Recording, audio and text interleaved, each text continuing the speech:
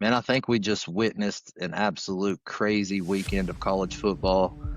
Week 5 did not disappoint whatsoever. So many games went so many different ways. We had some shockers, we had some, had upsets, big time upsets. A lot of games went into overtime, which I thought was really, really Yeah. unusual. You don't Oh, really see that, I think, in one week most of the time. But yeah, I'm happy with how the weekend played out. It was definitely entertainment, definitely a good weekend to sit down and just watch some football, man. yeah, dude. I was just gonna add in there. I watched 5 overtime games this between Friday and Saturday, man. So or yesterday. So that's it's crazy, man. Yeah, if Five you go overtime back and games. think, I don't know that you could say that about any other week. I mean, Yeah. it was insane. It was like every Yeah. game, like you said, almost every game that I tuned into to really watch through and through ended up going into overtime. Some of them went into double overtime. Yeah. But let's just go ahead and dive into it. Jam-packed weekend. We talked about it in the last episode, how this weekend just had so many games. We struggled actually coming up with the game of the week. That's how many good games there were last weekend. But so let's go ahead and dive into the game that we definitely want to talk about thoroughly, and that's the University of Tennessee. They took on Mississippi State for their first road game and somehow squeezed out a win that I'm not so sure Tennessee teams in the past would have found a way to get the job done. 41-34 in overtime against Mississippi State. I think this game had us stressed out, man. I was reaching No, for dude. nerve medication that I don't even have. it was it was so stressful. Yeah, man. I think I need some blood pressure medication after that game. My nerves were shot. No And it, doubt. frustrating game too at times, and I mean it just and I guess if it was one of those games where you weren't a fan, it would be an awesome game to watch. But Yep. yeah, dude, it was stressful to say the least. Basically, from the moment the game started, that very first opening drive for Mississippi State, because they got the ball to open the game. Our defense goes down there, they take care of business, 3 and out, and I'm like, okay, here we go. Yeah. That was Tennessee's opportunity to really write the script for the game, so to speak, kind of take control of how the game was played out after that. But what does Tennessee do in Tennessee fashion? Of course, they go ahead and receive the punt, instantly muffed the punt. Mississippi State recovers the ball in our territory, and they basically walk into the end zone. And I'm a firm believer that that moment in time is the reason the game played out the way it played out for the rest of the game. I really do think that was a turning point for Mississippi State to kind of control the narrative in that game. And and I felt like you could feel the change at that point, man. It Yeah, was, when I first seen that 3 and out, it was just so quick, and I was like, man, I fully believe our offense would have drove down the field and scored right after that, yeah, because and we had the momentum, and then it's like whenever he muffed that punt, man, it was like, ah, here we go. I mean, the momentum instantly flipped. And of course, they went down and scored short field. Tennessee shot themselves in the foot a lot this game. Tennessee's definitely the better team, man. And mhm, like I said though, if Tennessee played their best, they would easily win this game by a couple scores. But I felt like Mississippi State did play their best. Tennessee didn't. mhm, Fortunately, though, in situations that might not have happened in the past, we managed to overcome and win that game. So yep, that's like, there are some good takeaways. Um, because you see, I think I sent you a text about it. You see it with Georgia, you see it with Bama, teams that like struggle one week against a team that might not be as good as them. Um, and They somehow get away with it though, because on the opposite side of that, you're sitting there hoping for an upset, and then it's like right, at every time they'll somehow win it. Well, that's mhm, exactly what Tennessee did. I'm sure there yep, was a lot of people hoping for the upset, and but in the end, Tennessee found a way to win. Um, some things, man, that I really want to kind of touch on. One thing, some drop passes, man. That's got to be worked on. I know Joey had 2 picks, but man, those I believe both of them. I know one I seen for sure. I did miss a little small section of the game. I tried to catch back up with due to work and everything, but I I believe both of those hit his receiver's hands, man. And it's two yep. picks, but you can't really blame them entirely on him. It might have been a little high on one of them, and um, One, I think when I looked at back at it was looked a little bit more maybe kind of could have pinned it on him a little bit more than the other one. But Yep. but then like Matthews, I think he dropped a would have had a 50-yard touchdown, man, and just dropped it. And and then to take away from that one really on Joey's game, because I mean he still had, I think he was 24 for 40, 335 yards with a Yep. touchdown, and he Yep. had two picks. But you got these guys catching the ball, you take away a couple of those picks. Um, Matthews catching the pass he does, that's another touchdown. That Hmm. many more yards added on. Then Brazel on the terrible offensive pass interference. And I want to go ahead because these are the two things I really want to touch on here. But Yeah. the terrible offensive pass interference call, you take that big touchdown pass away too from Joey. Yeah. At that point, Joey's got a 400 and some yard game with three touchdowns, Yep.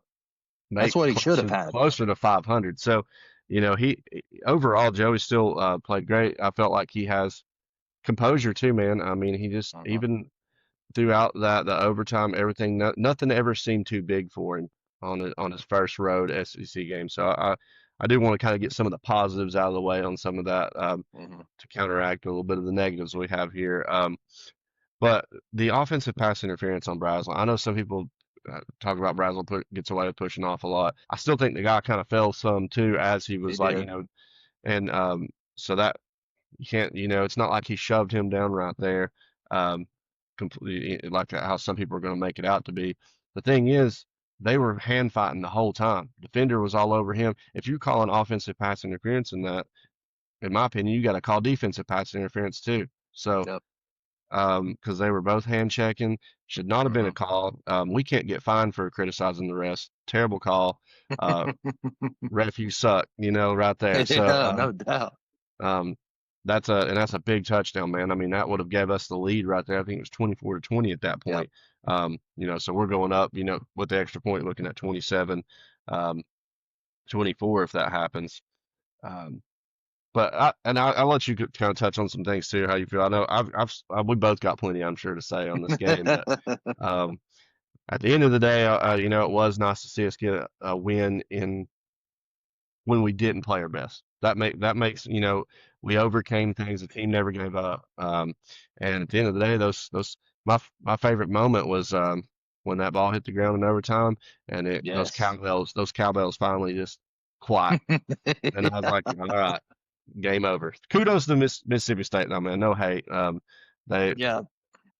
Yeah, I mean, I think they're better than what anybody thought they would be this year. And we said even going into this game, they had already kind of, I know they had some cupcake teams they played, but with the Arizona State win, I didn't expect them to get. So I didn't expect them to play this good against Tennessee. So Mississippi Yep. State's proving some people wrong out there, I think, this year. So Yeah, I think you're exactly right when you say Tennessee shot themselves in the foot so many different times in this game.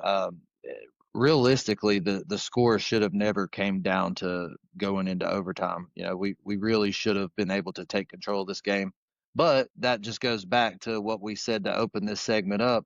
When we muffed that punt, that is what opened the floodgate to get the fans in it, to boost the confidence of Mississippi State. Because, I mean, anytime you start the game on your very first possession with a 3 and out, I mean, I feel like the morale does drop a little bit, regardless of when it happens. I mean, to open the game up with a 3 and out, but that muffed punt, man, that's what really turned things around for them.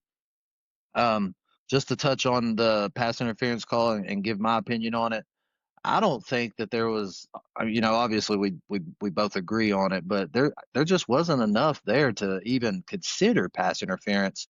And what's crazy about it is if you go back and watch the game, or I don't know if the highlights would capture it, but um, the referee that actually threw the flag for pass interference wasn't the referee on that side of the field where it supposedly happened. It was the field judge on the other end of the field, and I guess it was an angle thing or whatever the case may be. But yeah, Joey has a couple touchdowns that ended up not being touchdowns, and also factoring in that drop by Mike Matthews.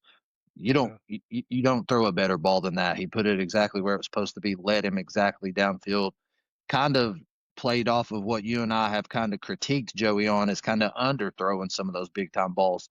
He didn't underthrow that one, man. He led Mike Matthews to the end zone pretty much with that pass. So, um, yeah, Tennessee unnecessarily played a tight game against Mississippi State.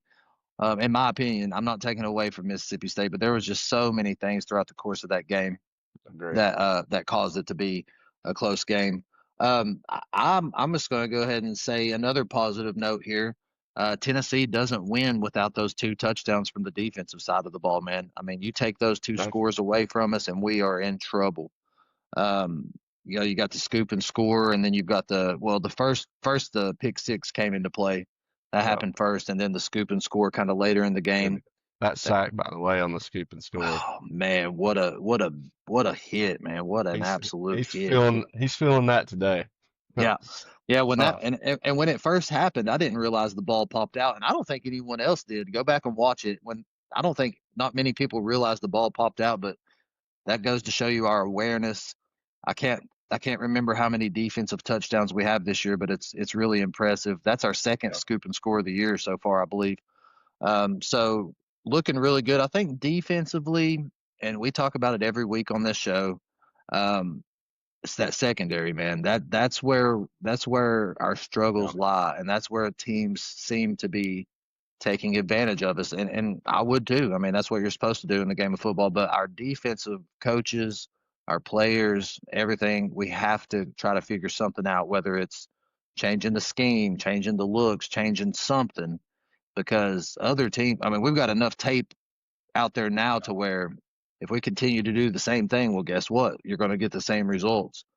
I don't think it's a matter of work ethic or want to or drive or anything like that. I think that we just have weaknesses out there, yeah, and I think our scheme on defense kind of sets us up for failure too a little bit. But yeah, I did want to bring up those two defensive touchdowns, because if those don't happen, we do not win that yeah, ball game. Those were big time game changing moments. But kudos to Mississippi State, even though even yeah, though they gave up the ball twice and we scored on them. They didn't quit, man. The game ended up going yeah. to overtime. So Yeah, man. Yeah, they never gave up either. I was going to say, luckily, we'll have one of the best defensive backs in the country coming back here soon. So yes, that's going yes, to be good news on that. we And need them. and I know we've kind of harped on the defense some because of the secondary, and I definitely agree, man. It's a weak point. Uh, but just also add some like positivity to the defense. Dude, Carter um, Yes. had I know in overtime they said he had 17 tackles, and then I think in that last drive he ended up getting one or two more. He had 18 or 19 tackles, I'm pretty sure, dude. Now we And talking about Boo Carter or Arian or Carter? sorry, Arian Carter. Yeah, Yeah. not. Okay. I just wanted to I make should sure. have should have clarified. We got two Carters, but Boo Carter's beast too. But man, he had yeah, Arian Carter, dude. Um He's a monster. it's not he's a monster, dude. Correct me if I'm wrong, but I think he had 18 or 19 tackles, and he was one right there at the very end that helped deflect that in the end Yeah. zone. Yeah. Yeah. According to this, he had 17 tackles. So you're right there. You're right. And Okay. six of them being solo tackles. He's all American level. He's all SEC level. He's So, high draft pick level. I mean, he all over is the a field, true dude. talent. Yep. Yeah. Yeah, and if we can just get back some of those other pieces on defense, I think we will finally be complete. Jackson Moy did make his return in this game, so you like to see that. Yeah. Um, David Sanders Jr. actually got out there on the field this week. Thankfully, that's good. You like to see him get out there. Those rookie jitters got to him though. He did get I don't know if you saw that, but he did get a false start penalty on us. Ended up not really hurting us though. So yeah, kudos to that, man. Just we need to get these guys back, without a doubt. We need to get these guys back. Something else I want to bring up with this game, and a lot of people are talking about it. We've seen it in the past, but it's so confusing as fans, and I don't know if the coaching staff has reasons for it, or if it's just bad coaching or whatever the case is. But it's these moments in these games where we see very, very questionable, and I would just go as far as to say terrible clock management skills on the coaching staff's Oh yeah. part.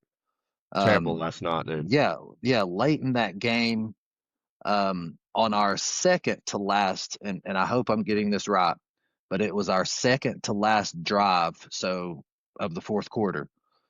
You know, for some reason we're slowing things down, we're trying to burn clock, we're doing all this, doing all that. We end up getting the ball back. So you've already shaved X amount of time off the clock on that second to last drive. We end up getting the ball back one more time in the fourth quarter, which makes it our final drive of the fourth. Hmm. And it's the same thing. In that moment, Josh Heupel has three timeouts and he's just burning clock. And I don't get it. And questionable play calling too, not just the clock management side of it, but some of the plays that are being called are plays that you just know aren't really going to pick up big time yardage. I Yeah. think the clock management at the end of the game is the reason we went to overtime. I think we should have set ourselves up for an opportunity to end that game in the fourth quarter Yeah. and win the ball game. Yeah, man. I was like ready to scream at the TV at this point. You know, and he's a great coach, man. I mean, he's done wonders for the program. So maybe it's not just him, but at the same time, you got to kind of call out things when you see it. As fans that get confusing. I know there's more to stuff that we might know or not, but even the announcers, dude, were wondering about the time management and that. So I know it wasn't just just a fair weather fan that doesn't like know what he's talking about. You know, Right. it even the announcers were like going on about that, and we ran a run play there that took 20 seconds off the clock. Yeah. Um, in my opinion, it was almost like he was playing for overtime. Mm-hmm. And like I know he didn't want to give Mississippi State any more time, but this was a 2-minute drill. We have an offense who's electric, that Yep. electric offense. I realized that there had been a couple drop passes that led to picks, things like that. But you got Joey Aguilar, who's calm, cool, and collective, and has proved Uh-huh. that this year. Been playing still pretty well that game. Um, and an electric offense in a 2-minute drill Yep. to get down the field, not to score a touchdown to win, but all you needed is a field goal. Yeah, Yep. who knows? He'd probably miss it, but at the same time, give him the chance. Let him redeem himself. If anything, let him redeem himself from the Georgia game and right before halftime. Of course, I mean, so there's some things the kicker's got to work on with his nerves, and I understand that. But Oh yeah. um, and honestly, the time we had, Tennessee can score a touchdown in that time. I mean, they've Oh got yeah. the offensive firepower to do so. So I just don't understand it. I don't, it's like we were playing for overtime. Um, and that's the kind of stuff, I mean, there's some things that Tennessee's got to work on, shooting himself in the foot, things like that going forward. Mhm. But that's the kind of moments where, like, teams that are going to be great, coaches that are going to, take their teams to be great. Kirby Smart is probably going to go in that 2-minute drill, probably going to try to go down and score. Yep. Um, uh, Bama's coach, like anybody, LSU, they're all going to try to go for that. You know what I mean? And so in that moment, I think you've got to be like, all right, well, I got to trust my guys, and we want to win this football game now. Um, Yep. and in overtime, I know typically overtime tends to lean towards the better team typically wins that. I realize Tennessee probably had the advantage going into overtime over Mississippi State, but we're at Mississippi State with a loud crowd. And if they got momentum, you never know what can happen. I just felt like we had a chance to drive down the field and potentially end that game in regulation. And the way Yep. that game had went, you want to get give them that opportunity. But it's like he chose to run the clock out, and then Yeah. end up throwing some Hail Mary that not even going to get there. Luckily that wasn't picked because there was a line of Mississippi State guys right there. That Wide could have open been field too. wide open field, man. That gets down to that could have been taken back in the Yeah. You house. never know. That was the most dangerous thing of the ending of that game there. But Yeah, pretty much. And talking about trying to kill the clock and making sure Mississippi State doesn't get another possession, whatever the reasoning behind it was. At this point in the game, Tennessee's defense has already stepped up. The defense is clicking at this point in the game. yep, So I think I read a stat somewhere that pretty much Mississippi State gashed us for 180 rushing yards this game. They ran the ball on yeah, us pretty much all night. But in the fourth quarter and in overtime, if I'm not mistaken, Mississippi State only had 18 rushing yards. So Really? I mean, yeah. So I mean, you take that into consideration, and you take into consideration how the defense had finally built up momentum. I don't know. I just think you got to play a little more Aggressive. aggressive, I guess you could say, in those moments. Yep. I completely agree, man. Yeah. And again, I ain't got much more to say on the game. I think the kind of Yeah. better piece, but it just really kind of threw me off. Um, Matthews and Brazel both went over 100 yards though, so that was nice. And Yeah. And running game wasn't what it normally is, but they right. won off of it. So Yeah, and the running game may not have been consistent. We may not have racked up a bunch of yards, but Deshaun Bishop did get the game-winning touchdown in overtime on one play. So kudos to him.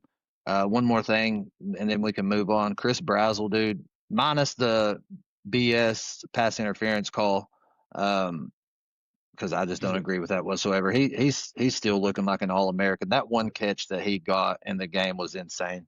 yeah, he's a beast, So, man. yep, Yeah. kudos to him. We do have an upset alert in this week. Very shocking win. I think I wasn't expecting it. I don't know if anybody would have expected it, to be honest with you. But Florida State, they're the team that took down Bama. They're the team that has looked crazy week after week, looking really good unexpectedly this season so far. They marched down to Charlottesville to play the Virginia Cavaliers, who have not really been that great historically, especially over the past decade or so.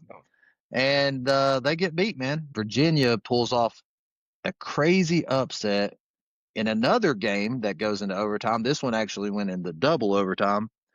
46-38, the Virginia Cavaliers take down the Seminoles. How insane was this game? You and I were texting back and forth Uh, on this one.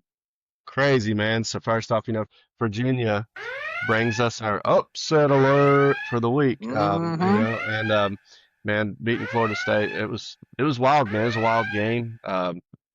And some crazy plays. I mean, Florida State even at the end to send it into overtime on that fourth down, dude. Just Yes. wild catch. I honestly thought Florida State was winning at that point. I'm not gonna lie. Same You know, here. it was one of those things where team goes to overtime, and I was like, Florida State, crazy play. The stars are aligning for them to win this game. Um, Something I wanted to point out, man. You know, Virginia's better than I thought they were. I think, and I mean, Yes. they're now are they 3-1 or 4-1? They did lose, I think, um, I can't I remember don't who know, they but they're got. ranked, man. That's all I know. Yeah. Oh, and rightfully so, man. I mean, because they've only lost one game. I think that Virginia is better than what they've been in years past for sure. The quarterback, man. He did account for, I think it was like um, two touchdowns that he accounted for. I've got a little bit of notes on that. Let me see here. Because I wanted to notate. Yeah, he threw for two touchdowns and he did run for three touchdowns. So his mobility, definitely mobile quarterback. But despite doing that, he also threw three picks. Um, so I can't give him all of his flowers because and I'm not gonna lie, I was watching the game. Two Yeah. of those were like, I think he just hit a bad moment. He had one Yeah. series, he forced a throw, interception. The funny thing is, they said that he was like talking about he can't force throws like that. He's got to be smarter with the ball. The very next drive Virginia had, he threw it. He forced another throw, and it ended up being an interception off a deflection. So he did throw three picks. They were his fault. Um, but his mobility, man, I guess he makes up for it. I'm sure for Virginia that would be concerning going forward. But Yeah. despite throwing three interceptions, man, they still beat Florida State in overtime. I just Insane, wanted man.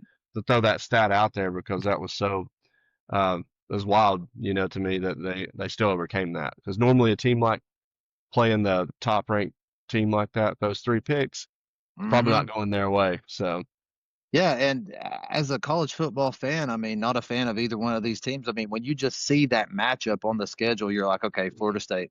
Especially since the season that Florida State's had to this yeah, point. My main takeaway from this game, and I'm not going to spend too much time on it, but it is our upset of the week, or our upset alert game.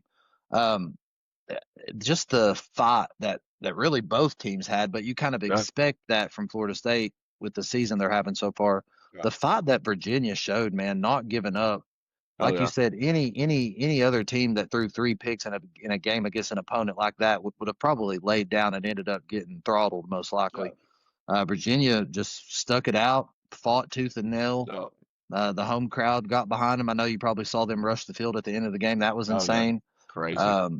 Yeah, crazy game, crazy game. It Yeah. was a good way to set the Yeah. tone for the rest of the weekend because that game was Oh yeah. wild. Yeah, I think and this is my last thing on it. When you're talking about the overcoming it, because I think I even texted you. I was like, all right, Florida State's got this now. When Florida State Mhm. scored 21 straight and Virginia had thrown two picks, and it was Yeah, before the half, I was like, this game's over.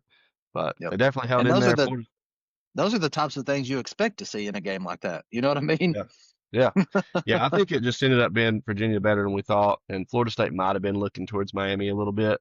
Probably. But both teams fought tough, man. I still, it wasn't like Florida State didn't or played terrible or anything. They just, I think Virginia caught them a little early, and they weren't ready for that early, and then it was a dogfight for the rest of it. So Yep. That's the best way to call it, a dogfight. yeah, Yeah, crazy game for sure. Warranted everything that we consider to be an upset alert. Another crazy game. We're just going to rattle these off real quick. Georgia Tech wins in overtime against Wake Forest. Another almost an overtime upset. game. Oh yeah, almost an upset. I would have never expected Wake Forest to do what they did against Georgia Tech. Georgia Tech's a good football team. I mean, that Yeah, is a good football team, a scary football team. yeah, Wouldn't want to try to match up against them. Their quarterback Haynes King is an incredible quarterback. I have nothing but respect for him. yeah, He plays harder than almost anyone that I've seen play to this point, especially at that position. Puts his right, body on the line, does a lot of crazy stuff there. So for Georgia sure. Tech, Georgia Tech kind of comes away with a really tight one there, 30-29.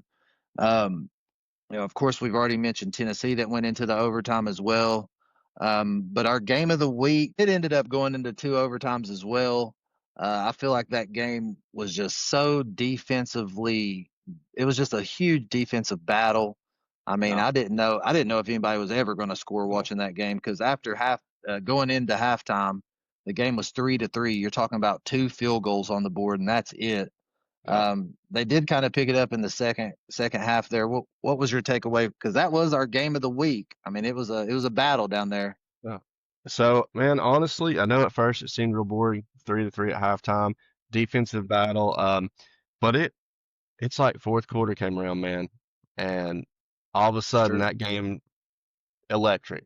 It was Yep. like if you're watching, and I know defensive people are going to be like, "Well, it was a great," and it was. Like I do like to see Yeah. good defense now. You don't see it as much, so it was nice to see good defense.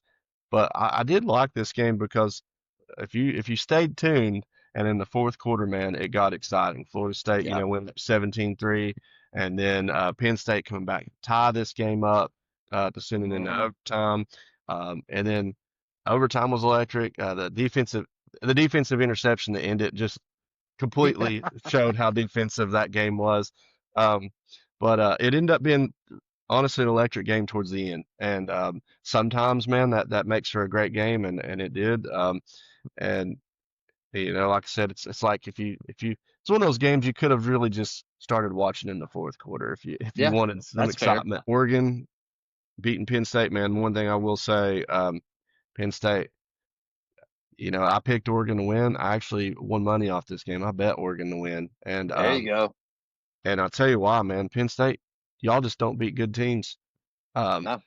I think they showed a stat, and I can't remember what it was like. They've won like two and lost like I don't know. It was 15, 19, something like that. Yeah. Um, I've got it written down right here. So okay. Penn State's head coach James Franklin. Now this is just specifically talking Oh about yeah, his yeah, record. Since he's been at Penn State, he is 4-21 versus top 10 opponents. yeah. 4-21. So They what you just don't. said in the previous episode rings true again. Penn State just can't find ways to win in the big games against big time opponents. And It's it's crazy. and it's a good game, man. They just Yeah, it's not that they got killed. It's just they yeah, they lose. I don't yep. know. It was an electric atmosphere. I mean, obviously Penn State's they're well known for their crowd and their whiteout games and all that stuff. It's crazy to think that The game was 3-3 at halftime, and the final score ends up being 30-24. Yeah, Took two overtimes to get us there. Um, Something I want to point out about this game that doesn't really matter as far as stats or anything like that, has nothing to do with the game and the way it played out.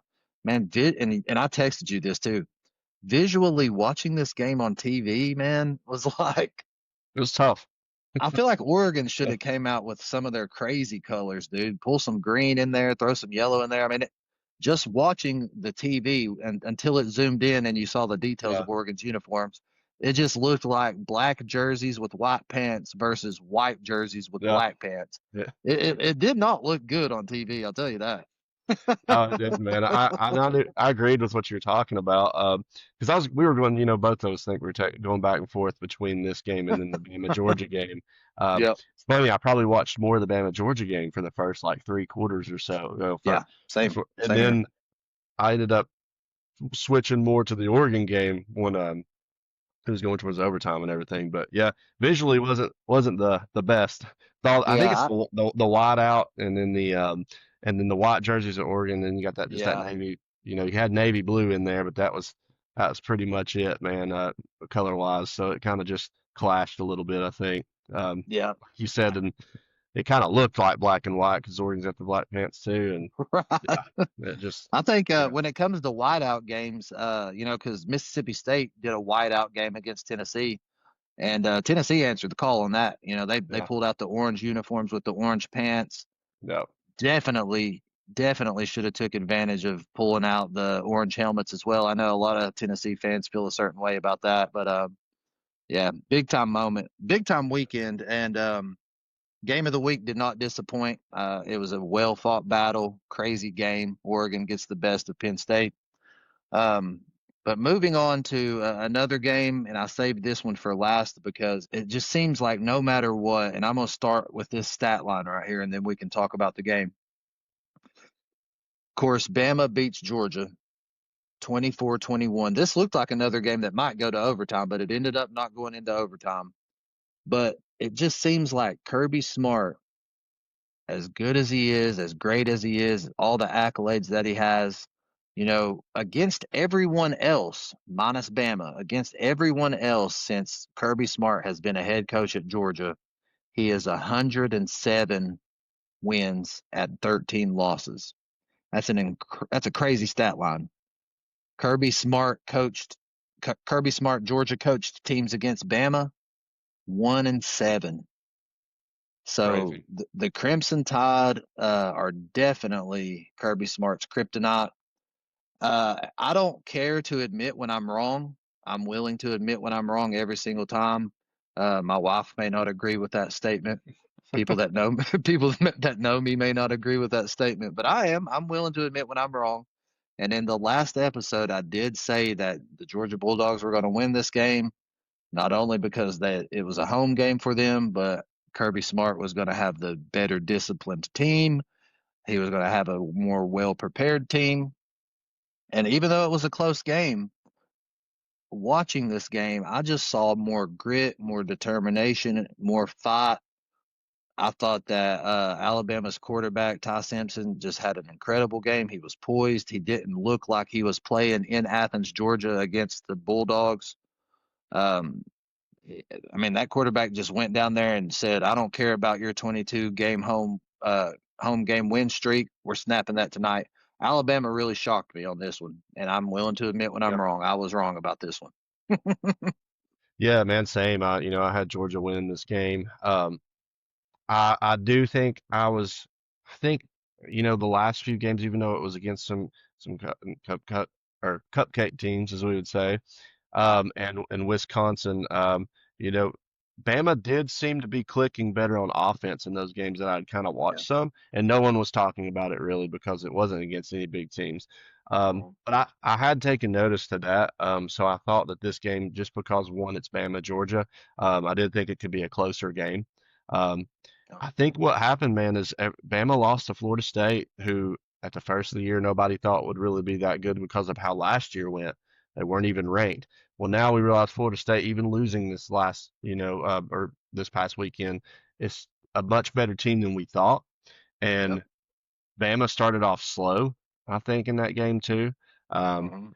and or looked sluggish and like just looked rough in game one, like they weren't ready. And so everybody just all of a sudden assumed Bama's not going to be good this year. And Right. unfortunately, I think Bama's still going to be good this year. Yep. And and that's what kind of showed up yesterday. And I think that's what we all kind of realized.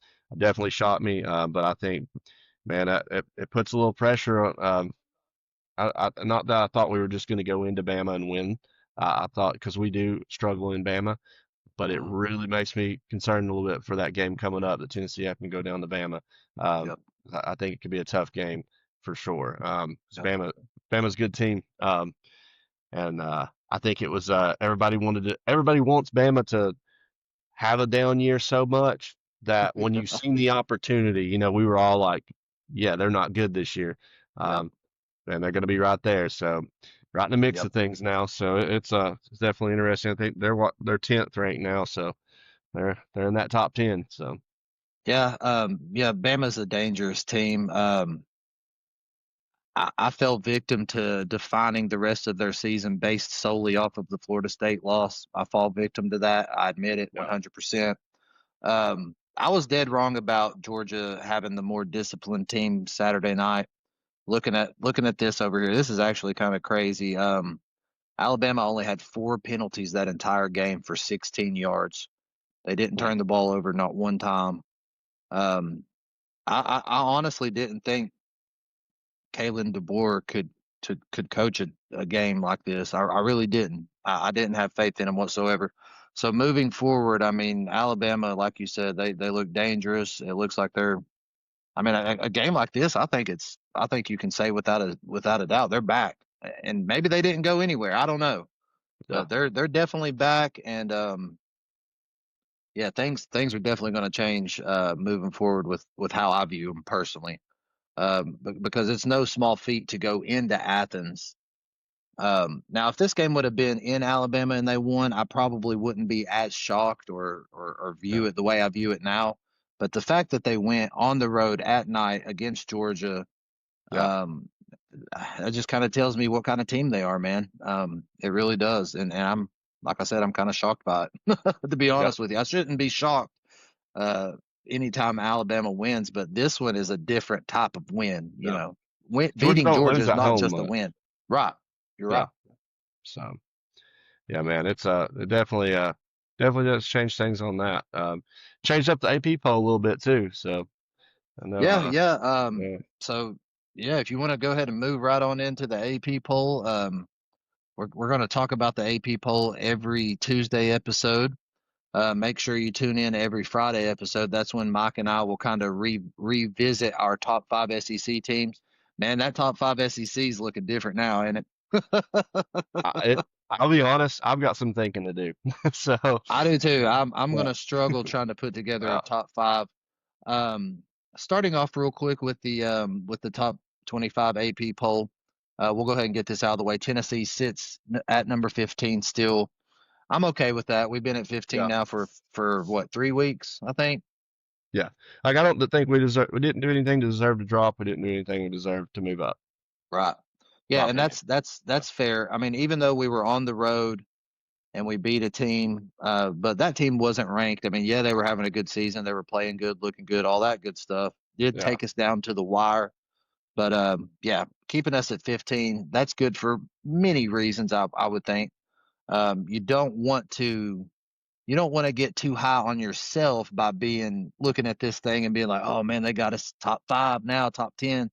yeah, That can hurt you just as well as it can help you. hmm So I'm cool with staying at 15 until yeah, things get really rolling. yeah. Um, I guess the most notable thing, and it was calling back to our game of the week, Oregon's win over Penn State boosts Oregon to number two. Um, I have no problems with that. They move up 4 spots. Because that arguably at this point of the season, that's the one of the biggest wins. Yep, Other than like at the first of the season, you had Ohio State and Texas as far as the yep, ranking matches go. But at yep, this point in the season, that's one of the biggest wins. So I see them moving up. yep. That bumps down Penn State 4 spots to number seven. So they kind of really just traded places, more or less. Yeah, Oregon went up 4 spots. Penn State fell down 4 spots. Of course, you got Ohio State still sitting there at the top. Something else notable to look at, and we didn't actually talk about this game on this episode, but Ole Miss beating LSU. I don't know how we missed that one. That's crazy that we didn't talk about that. But Yeah. Ole Miss beating LSU, that puts Ole Miss sitting at the number 4 spot. Man, they went up 9 spots with that win over LSU. Um, how do you feel about that? You think it might be too high, too low? What do you think? Well, we had our speculations on LSU being number 4. Look, looking at the poll, you beat a number 4 team like they did. Mhm. I feel like it wasn't not that the score was crazy or anything, but I do feel like Ole Miss kind of had control of that game. Um, Yeah, and so I definitely see them being top 10. It might be a little high, but they're undefeated, and but they've also had close games against like Kentucky and stuff like that. But everybody's had close games this year against teams they probably shouldn't have. So I'm okay with them for sure being top 10. And then, I mean, they've got a couple SEC wins, and that was a big yeah, win. no doubt. Maybe a little high overall, really, but hey, I get it too. So Yeah. I'm okay Well, I with it. mean, yeah, Ole Miss sitting 5-0. I mean, they're 3-0 in the SEC. I mean, maybe they deserve to be that high. I don't know. One thing that I'll say about the LSU Ole Miss game, and I don't want to go off topic because I know we're talking about the top 25, but this kind of ties into it. LSU, obviously, the talk's been their defense is good. Their defense is good. This game right here put a magnifying glass on just how bad their offense is struggling. Yeah, 57 rushing yards. And that ain't the first quarter. That ain't the half. That's for yeah, the entire game, man. yeah, 57 rushing yards. I just want to throw that out real quick. yeah, yeah. That's crazy. They definitely offensively got to get some stuff figured out down in LSU. So I mean, there's times where you can get 57 rushing yards on a drive, let alone yeah, the entire game. yeah, But yeah, man, after Georgia takes the loss to Alabama, they drop 7 spots, man. I think that's pretty brutal. dropping dropping yeah. 7 spots. Because honestly, man, I think you could see Bama maybe up into that like 8 spot or something, and Georgia still rounding that top 10. Yeah. Um, close game against a still ranked Bama opponent. Um, Uh-huh.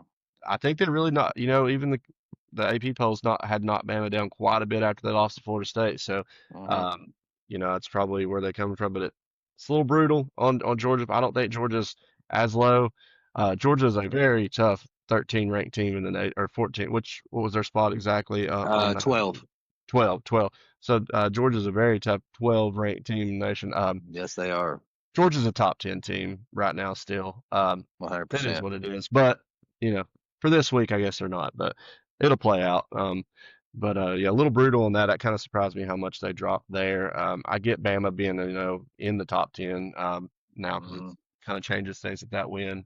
Um, but yeah, And the team that we've been ragging on the most for being in the top 25, Notre Dame, I guess they finally played a game that kind of showed why they should be ranked. yeah, I texted They you about that. I was like, they throttled an yeah, SEC team in Arkansas 56-13. yeah. It wasn't a contest from the beginning of the Mm. game, man. It just looked like a thrashing, pretty much. Notre Dame doesn't have a lot on their schedule left this year, I don't believe. I wouldn't be surprised if that ends up being a playoff team by the end of the year, man. Because if they win out, their only 2 losses, especially if Miami and Texas A&M continue to do well this year, Uh-huh. those losses start looking real good at the end of the year when all of a sudden you've got to, They seeing do. who's going to get in the playoff. They And we do. They and do. we know they ain't got a conference championship to worry about, so Yeah, that's true. like the rest of everybody else. Yeah. Yeah, man. There's a lot of crazy stuff on this top 25 poll, man. I mean, Virginia with the win over Florida State gets put into the top 25, sitting there at number 24. That's cool to see. Deservedly so, yeah. Um, Yep. So, and a lot of teams had some bye weeks. You didn't see them in action this week, so they kind of stayed put. Or in Hmm. Miami's case, they dropped I think they dropped a spot, but it wasn't because Yeah. of a performance. They, Um, you know, Oregon getting that win over Penn State at Penn State is what dropped Yeah, Miami pretty much. yeah, So, and deservingly so. yep. One last thing I really want to add on to the AP poll. Out of the top 20, Hmm. 10 of those teams are SEC. Just want to add that out there. You can double check me, but I'm 10 of those teams in the top Wow, 20. you're right, man. You're right. That's crazy. So But yeah. some would argue that the top two teams are uh, Big Ten teams. So, Oh, Big Ten's tough, but yeah, yeah, you're like I right, said, man. man, SEC is over a wider range in my opinion. Yep. And And historically, if we want to go back and real far, I can do that. you've got the stats. You've got the Got the stats. stats. Yeah, and the thing about it is, man, with half of the top 25 being SEC teams, it's only going to get crazier and it's only going to get shook up even more because we are really just now in the thick of SEC play. Yeah, I don't think anyone's going to come out of the SEC undefeated this year. yeah. It's just not going to And happen. I don't think. and there won't be 10 teams probably ranked like that once it's all said and done, but Yeah. they have to play each other, so it'll be a lot of teams losing each other, and Mhm. some of them will get knocked out. It's just going to happen. But at this point in the season, that's pretty wild that we're 5 weeks in and there's that many that are ranked and look good. Look like Oh yeah. a lot of these teams are on the. It's not like they're lucky to be there. I mean, they look like tough teams. Yep. And I don't think there's anybody that really just truly stands out this year, to be honest. No. Um, Yeah, that's the crazy thing about it, and it makes what we do with this podcast so difficult sometimes. It's hard to make predictions. It's hard to really have a confident say on things. yeah, And our toughest task for the Friday episode is going to be putting together a top five SEC list because I'm sitting here trying oh to man, rattle around in my brain right now what that's going to look like. But I think I have my five. I just don't know the order. So yeah, there you yeah, go. yeah, Well, I think we found a good spot to go ahead and end this one. Like we said, week 5 did not disappoint. Uh, Looking ahead to week 6, looking forward to that. If you're still with us here, we didn't say this at the beginning of the episode, but if you're still with us, go ahead and subscribe to the channel. We are starting to slowly gain some more subscribers as the season goes on, so that's good to see. The views and stuff like that. We do appreciate all that. Yeah, just go ahead and subscribe. Spread the word. If you've got friends that like college football, tell them about the podcast. We know you watch those big guys like, Josh Pate and everybody on three and all that good stuff. Start watching us too, man. yeah, absolutely. Just like and subscribe, and you want to see more content, see our top five coming up, and all that this weekend. We'll get ready for another week of football. I'm excited for it, man. It's going by Oh too yeah, fast, but it is. It's crazy. as always, man, I've had a good time with this today. And until the next one, man, Adam, I'll see you, dude. All right, brother. Take care, man.